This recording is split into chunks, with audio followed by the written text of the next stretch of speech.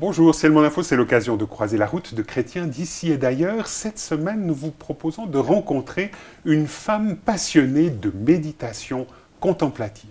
Jane Mayer, bienvenue sur ce plateau. Merci Serge. Alors, vous avez travaillé pendant de nombreuses années pour l'ONG Wycliffe, traduction de la Bible.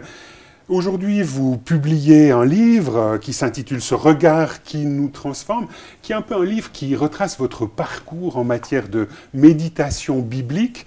Alors, pourquoi est-ce que vous sortez un livre sur la méditation contemplative? En fait, c'est toute une spiritualité, mais que je trouve très actuelle, même si ça nous vient de bien en arrière dans l'histoire chrétienne. Parce que juste pour être un petit peu polémique, Oui. la méditation biblique, jusqu'au moment où vous découvrez cette méditation contemplative, vous ne la connaissiez pas? Ça dépend ce qu'on appelle méditation. Je savais faire ma lecture biblique tous les jours, bien sûr, et prier. C'était un truc que je faisais. Avec ça, c'est une rencontre que je me réjouis de faire tous les matins. Quand mon mari me dit « Qu'est-ce qui te réjouit pour aujourd'hui ?» D'abord notre méditation ou notre rencontre. Voilà. Avec le texte biblique? Avec Dieu. Avec Dieu. Mais au travers aussi d'un texte biblique. Alors, Oui. en deux mots, quand vous parlez de méditation contemplative, de quoi s'agit-il? Il s'agit de méditer en se mettant dans le récit, comme si on y était. Donc d'abord, on entre dans le récit tel que ça s'est passé. Donc là, ça se prête avec les évangiles, par exemple. Donc, vous essayez de vous immerger avec votre imagination. L'imagination joue un rôle important dans le récit lui-même. Oui, tout à fait. L'imagination joue un rôle. Bien sûr, on n'est pas en train d'imaginer quelle couleur était le vêtement de Jésus. On s'en fout. Mais on est en train d'imaginer les émotions, les réactions, la sorte de personne qui est devant Jésus, comment Jésus réagit face aux critiques. Voilà, on est vraiment là-dedans. Qu'est-ce qui se passe? Quelles sont les émotions? Et qu'est-ce qui a rencontré les gens d'alors et qu'est-ce qui me rencontre aujourd'hui? Qu'est-ce que Dieu me dit aujourd'hui? Comment est-ce que vous avez découvert cette manière-là de s'immerger dans le texte biblique? C'était par hasard. L'hasard, pour moi, c'est ce que Dieu amène dans nos vies et nous, on ne s'en rend pas compte sur le moment. Mais c'est après. Donc, c'est tout naturellement. J'ai reçu un livre de quelqu'un pour qui j'ai énormément de respect, protestante, évangélique, connue, respectée, et qui était en grande partie responsable pour le fait que je devienne chrétienne, que je vienne au Christ. Donc, elle m'envoie un livre qui lui a fait du bien, parce qu'elle l'a découvert avant moi. Je le lis, la première partie ne me dit rien du tout sur la Lectio Divina. Par la suite... Donc la Lectio Divina, c'est aussi une manière de lire ou de méditer la Bible. Voilà, et qui est proche et que j'aime beaucoup maintenant. Mais sur le moment, ça ne me disait rien du tout. C'était étranger à votre spiritualité de l'époque? Ah oui, moi j'étais très... Oui, comme la Ligue. Donc, quand vous dites la Ligue pour la lecture de la Bible, donc c'était une méditation plutôt cérébrale, il faudrait dire, du texte biblique? Plus cérébrale, même si ma prière était très... Comment est-ce qu'il faut dire? Je déversais mon cœur facilement envers Dieu. Mais je ne méprise pas la Ligue. Quand je dis cela, c'est simplement ma tradition, mon vécu. Dieu m'a amené autre chose. Et j'ai décidé de l'essayer, toute seule. Puis en fait, ça introduisait la méditation contemplative à l'ignatienne, mais sans donc, trop... quand vous dites ignatienne, c'est d'Ignace finalement... de Loyola. Donc c'est une grande figure catholique, voilà. Le fondateur des Jésuites. Mais le nom apparaît peut-être 2 fois dans ce livre et je l'ai zappé. J'étais tellement prise par ce que cette dame Joyce Huggett... Donc votre amie? Non, l'auteur du l'auteur livre, du livre, D'accord. ce qu'elle a amené, j'ai essayé et j'étais sidérée. Et concrètement, qu'est-ce que ça a amené de plus à votre manière évangélique plus classique de méditer la Bible? Donc, j'étais quelqu'un en prise avec un changement de médicament pour la dépression. Quand j'ai essayé, j'ai médité sur un texte de Noël, Marie qui couche son bébé dans la crèche. Et tout d'un coup, de voir Jésus et de rester avec cette image comme un bébé. J'ai eu 4 enfants, hein. Donc, cette vulnérabilité, qui se place entre nos mains comme ça m'a sidérée. Et tout d'un coup, Jésus était tout proche de moi. Il osait être vulnérable. Et donc, moi, j'osais être vulnérable. Et vraiment, ça a déclenché quelque chose en moi, une liberté d'être moi-même. Je sais que je suis sortie de là, rencontrer mon équipe de tennis, avec qui j'avais toujours un peu peur, parce que, à cause de ma dépression, je m'en fichais si je souriais, si je ne souriais pas. Je n'étais plus obligée d'afficher le sourire. Je pouvais dire « Oh, c'était une journée difficile ». Je pouvais être réelle, moi-même. Donc finalement, vous êtes entré grâce à cette méditation contemplative davantage dans la profondeur, dans la signification même du texte biblique, en vous mettant finalement à la place un peu de Jésus vulnérable entre les mains de sa mère, de son père, mais après des autorités politiques, des mages, des bergers, réfugiés en Égypte. Le tout, quoi. C'est cette réalisation, c'est comme si tout d'un coup, le texte biblique prenait chair et os, parce que c'était ça que c'était. Seulement, quand on le lit des fois, c'est comme l'eau qui passe sur la plume des canards, hein? On est d'accord. On n'est pas rejoint par ou on ne se laisse pas vraiment interpeller par la force et la profondeur du texte biblique. C'est ça. Et puis une autre fois, qui était peu après, qui était très forte, quand je devais amener une méditation à l'église sur le fils prodigue, comme bonne traductrice de la Bible. Donc ça, c'est un récit qui se trouve dans Luc 15. Luc 15, oui. Donc je me suis dit, il faut que je voie le contexte. Et pour la première fois, j'ai vu Jésus entouré de pécheurs notoires, des prostituées, des tricheurs fiscaux, enfin bref. Et aussi de pharisiens et d'hommes de la loi qui l'accusent. Un peu plus loin, des pharisiens.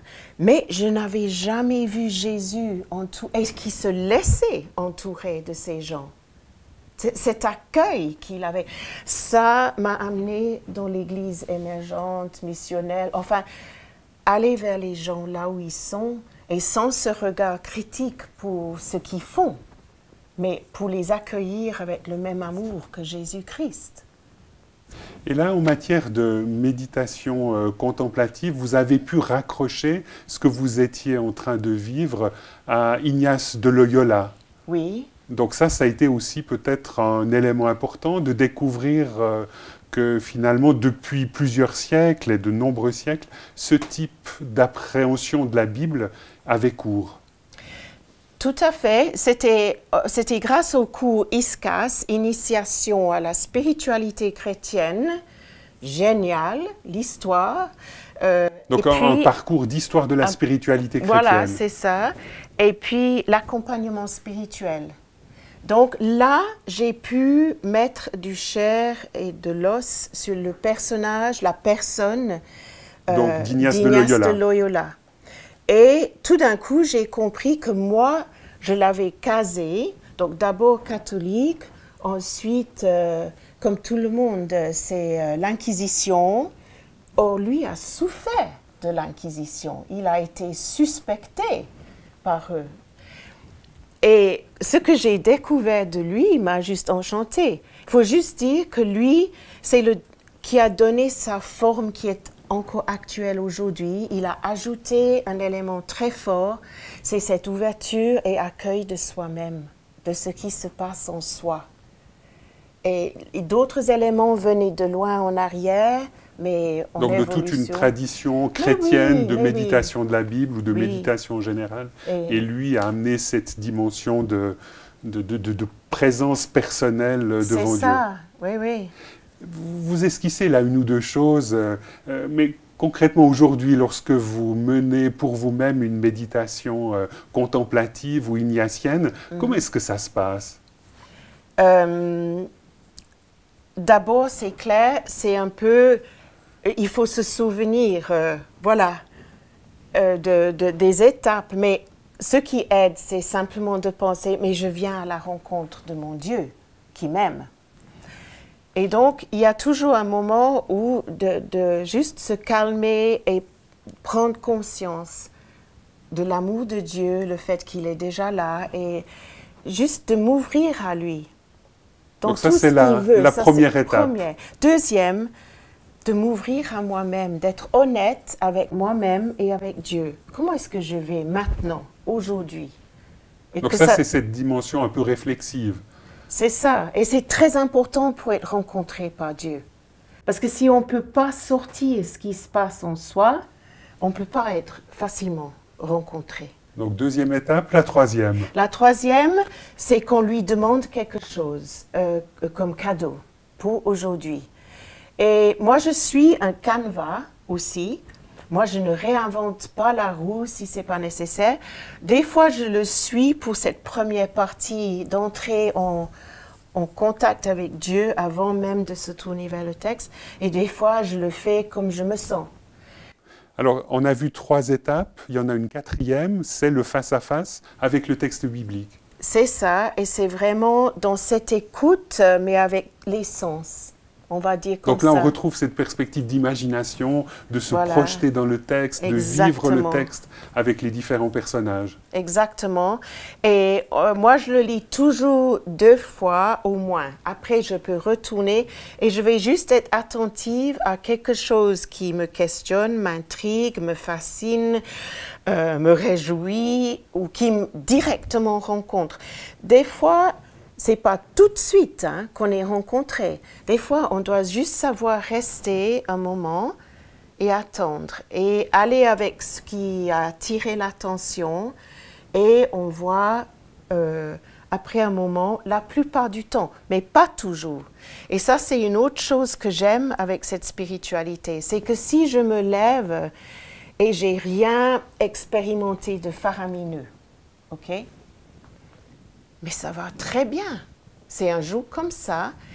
Et ce qui est curieux, c'est que le fait d'avoir passé ce temps librement avec Dieu, sans attente de devoir arriver à quelque chose, ça fait que j'ai un peu de punch pour entrer dans ma journée. Je me sens bien. Bon, là, on a parlé de 4 étapes, il y en a une cinquième. Cinquième, oui.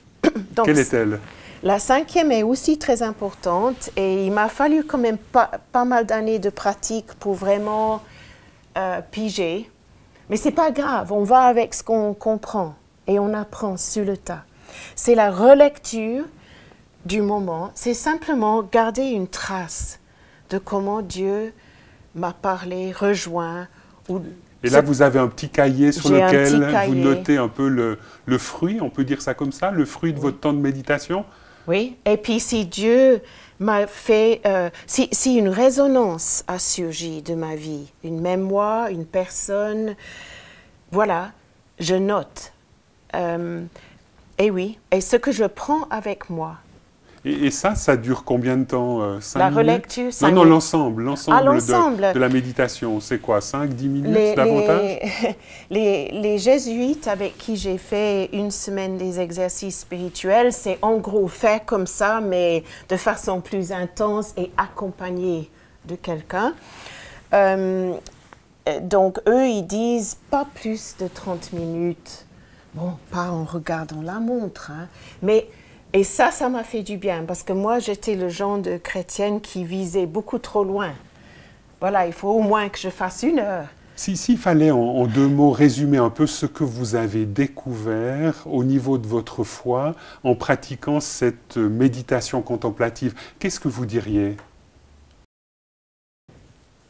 Liberté, d'être moi-même, être tellement aimé de Dieu par ce regard de Jésus que d'abord peut-être je vois poser sur d'autres et je me rends compte qu'il peut avoir le même regard pour moi. Et puis, un amour pour les autres qui m'entourent. Et ça a totalement, même dans l'Église, hein, je dis, c'est très rare que maintenant je pense à une critique. Mais je suis capable d'accueillir des chrétiens qui ne pensent pas comme moi, qui soient évangéliques ou autres, hein, ou des gens qui ne sont pas encore chrétiens et qui luttent dans la vie. Mais de pouvoir les aimer, ça c'est un grand cadeau. Jane Mayer, merci beaucoup d'avoir accepté notre invitation de venir sur ce plateau de Ciel Mon Info. Je rappelle que vous venez de publier ce livre, Ce regard qui nous transforme, Rencontrer Dieu dans la méditation du texte biblique. Et votre livre est sorti aux éditions Unictus au Mont-sur-Lausanne. Madame, Monsieur, nous espérons que cette émission vous aura intéressé. Au revoir et à bientôt.